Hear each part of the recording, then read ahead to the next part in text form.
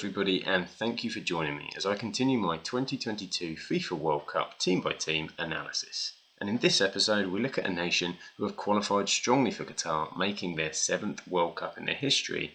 It is Japan. You can catch my other team previews and analysis on the channel, and if you'd be ever so kind as to drop a cheeky like or a subscribe, that would make you a World Cup legend. Without further ado, let's dive in to have a look at Japan. Now, Japan is one of those countries with such an interesting and beautiful culture. One of the things that Japan is most famous for is cherry blossom trees. Every spring, the cherry blossom season in Japan attracts visitors for its sakura flowers. Every spring, the cherry blossom season in Japan attracts visitors for its sakura flowers, whose fleeting beauty is a symbol of the seasons changing. Sitting beneath the cherry blossoms for a picnic is a leisurely pastime and an age-old tradition for Japanese people. Now, also in Japan is Mount Fuji, which isn't just the tallest mountain in Japan, it is in fact an active stratovolcano that last erupted in 1707. It's a popular hiking spot during the climbing season from July to September. There are 4 routes to summit up the mountain, and the most popular of them is the Yoshida Trail, which requires about 6 hours of ascent. And of course we have the Japanese to thank for pioneering the karaoke craze. Invented by a Japanese drummer named Daisuke Inu in the 1970s, the karaoke machine began as a way for people to sing at the club without live backup singers. Over the years it's evolved into a popular form of live music entertainment, and drunk people screeching on holiday. Now, will Japan be singing for joy in the World Cup? Back to the football, and Japan have qualified for their 7th straight World Cup in a row and are one of the strongest teams in Asia. In fact, the World Cup of 1998 in France was the first in Japan's history, and they have been an ever-present since. They've made the last 16 a total of 3 times, including 4 years ago in Russia, in a group that contained Senegal, Poland and Colombia. It was Senegal who were eliminated by a method arguably more frustrating than a penalty shootout. With points, goals scored and conceded level between Japan and Senegal for the all-important second and qualifying spot, it was Senegal who were eliminated on fair play rules due to a worse disciplinary record than their Japanese rivals. See, it pays to stay on your feet. This saw Japan matched with one of the pre-tournament favourites in Belgium in the last 16. Japan was sent into raptures as they took a 2-0 lead with 2 goals early in the second half. But their hearts were broken when a Belgian comeback turned the game on its head. Nonetheless, Japan went home with their heads held high with a tremendous effort in the World Cup. Japan are also the 4 times winners of the Asian Cup, with the last of these victories in 2011. They have a strong team this time around, but they definitely have a tough group. Head coach Hajime Moriyasu played 35 times for the Japanese national side between 1992 and 1996 as a player, with his football career exclusively within the Japanese league. He was appointed head coach in 2018 after a run in charge of Sanfrecce Hiroshima, where he won 3 Japanese J1 League titles as their manager, and was 3 times J-League Manager of the Year. With Japan, he's taken the national side to a silver medal with the under-23s in the Asian Games, as well as a runner-up in the AFC Asian Cup final of 2019, where Japan lost to Qatar 3-1.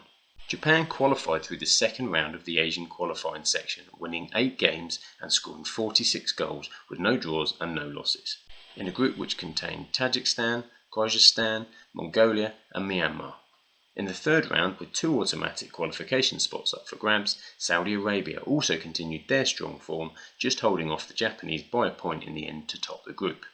Japan finished second, seeing off Australia, who also then qualified via the playoffs, as well as in the group was Oman, China and Vietnam. With both the second and the third rounds completed, the top goal scorers for Japan were Takumi Minamino and Yuya Osaka, who both hit double figures with 10 goals. Both will be hungry to hit the net in Qatar if they can. There are actually only 3 games in which Japan failed to win in round 3 of qualifying, but their 2 losses came within the first 3 games against Oman at home and Saudi Arabia away, which put Japan's qualification hopes under intense pressure early on. But the Japanese picked up form at the right time, with 6 straight wins, only conceding a single goal in the process to secure their qualification through to the World Cup. By the time they got to their final game, which they drew with Vietnam, they had already secured their place in Qatar. Since qualification, Japan organised and hosted the Kirin Cup Soccer, where they beat Ghana before losing to Tunisia in the final, as well as the Kirin Challenge Cup friendlies, which saw the Japanese pick up wins against Paraguay and the United States, as well as a 0-0 draw with Ecuador and a narrow 1-0 loss to Brazil. So the Japanese have had plenty of match practice this year before heading into the World Cup. Now, having a look at how the Japanese might line up, Hajime Moriyasu has been pretty consistent in his formation selection, working with either a 4-2-3-1 or a 4-1-4-1 in qualification and post-friendly matches. A number of the Japanese squad are actually playing their trade in the European leagues, with a few also playing consistently in the English Premier League. Shuichi Gonda has cemented his role as goalkeeper with 33 caps now, taking over from the ageing, experienced keeper that is Kawashima. The defensive four consists of Hiroki Sakai of Euro Red Diamonds at right back, Takehiro Tomiyasu of Arsenal, who actually plays centre back for his country, alongside captain Maya Yoshida. With 127 caps, Yoshida currently plays in Bundesliga for Schalke, but he will be recognisable to Southampton fans for his long period with Saints in the Premier League. At left back, it's experienced Yuto Nagatomo, who has moved back to Japan at 36 after a long career in Europe. In midfield, it could well be Wataru Endo of Stuttgart and Hidemasa Morita of Sporting Lisbon. However, new Brighton and Hove Albion signing Kaoru Mitoma could pose an interesting option. Takumi Minamino will likely line up on the left, or it could be Jinja Ito of Rennes in France on the right, potentially with hotly rated Takefusa Kubo in behind the striker. Now, that role in striker could be given to Daichi Kamada, although Japan do have many other options in attacking areas. Now, the key players for Japan. Well, the Japanese number 10 shirt is something that's always held a special place in Japanese football hearts, with Shinsuke Nakamura and Shinji Kagawa amongst the former stars that have worn it and lit up football grounds around the world. Now, Minamino now spots that famous jersey and shoulders the accompanying expectations of being the team's go-to man. What I'm sharing with you here are attributes from his profile in the Football Manager game. The ones that are in bold, they are the ones that are key to his preferred position and role. It's just to give a bit of a flavour of how he performs and looks on the game. Now, Minamino made his name as an exciting transfer to a very impressive Liverpool team in the 2019-20 season. He actually found his opportunities quite sporadic, but he did perform well and was an important team member who could be called upon for goal opportunities. Unfortunately for Minamino, the Liverpool's golden trio were sat ahead of him: Sadio Mane, Roberto Firmino and Mo Salah. He then moved to French Ligue 1 with Monaco earlier this season in search of more regular playing time. He has a goal and 3 assists at the time of recording, and he's hoping to play his way into form for the World Cup. Now, Minamino has been a mainstay of the Samurai Blue since head coach Moriyasu took the reins in 2018. His quality was evident when he scored 7 consecutive qualifying games in a row for the 2022 World Cup. He can create scoring chances, unleash shots when tucked in behind the strikers, and he is a crucial cog in Japan's determination to progress to the knockout stages in Qatar. Daichi Kamada tasted football glory last season when his Bundesliga club Eintracht Frankfurt won its first European trophy in 42 years by winning the UEFA Europa League. The attacking midfielder spent his youthful years in Japan, and his brilliant performances in the J-League culminated in a move to the Bundesliga, where he continues to perform consistently well. He's very composed on the ball and has excellent vision. Kamada is adept at controlling a game using the players around him. He does have the ability to find the back of the net as well himself, and was instrumental in Japan's attacking displays during the friendlies against Brazil and Paraguay in particular in June.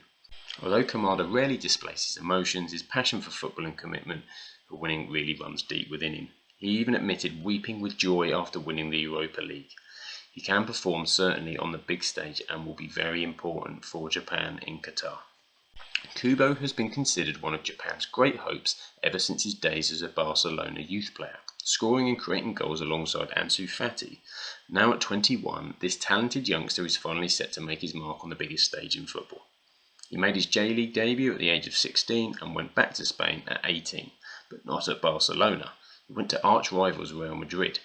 Never given really the chance to wear the famous white shirt, he made steady progress with a series of loan spells with other Spanish top-flight clubs. He has now signed permanently for Real Sociedad, and that's where he's made the significant leap in his career, wowing fans in Spain and Japan with impressive performances. He's shown his competitive spirit on the big stage at last summer's Tokyo Olympics, where he was a key member of Japan's under-23 hopefuls, and he scored in 3 consecutive group stage matches. Now, looking at Japan's matches at the World Cup, it's a rather difficult prospect, with European giants Germany and Spain looking to re-emerge after disappointing recent tournaments. An opening game with Germany will prove a very big challenge, but anything but a defeat will be a great success. Lining up a challenging match with Costa Rica in the second match, who qualify from the North American section, with both teams determined to take 3 points off the other, considering who the other two teams are. Last up is Spain, and it will be intriguing how their match with Germany goes in match day 2 as to what pressure the Spanish will be under going into that final game. That could, in the right circumstances, play into Japan's hands. No doubt a very interesting group indeed. So I'm going to have a little bit of fun and have a prediction and a punt at how the group will progress, and we look where Japan could finish. So far in my predictions I've gone very much consistently with the powerhouses in world football. But I have a sneaky hunch with this one. To stop Germany and Spain is a very tough ask, and they certainly are the favourites to qualify. I just have a sneaky feeling whoever comes worse from that second match could be exposed for the Japanese maybe to sneak into the second qualifying spot. It's an exciting squad with good European experience, and it's not like Japan haven't had the potential to shock before, so why not Japan in the knockout stages again? And with that, I thank you for taking the time to watch this video. If you're interested in more of my upcoming World Cup team previews, other teams from the group, please check the links on the channel. But for now, take care and I hope to catch you soon.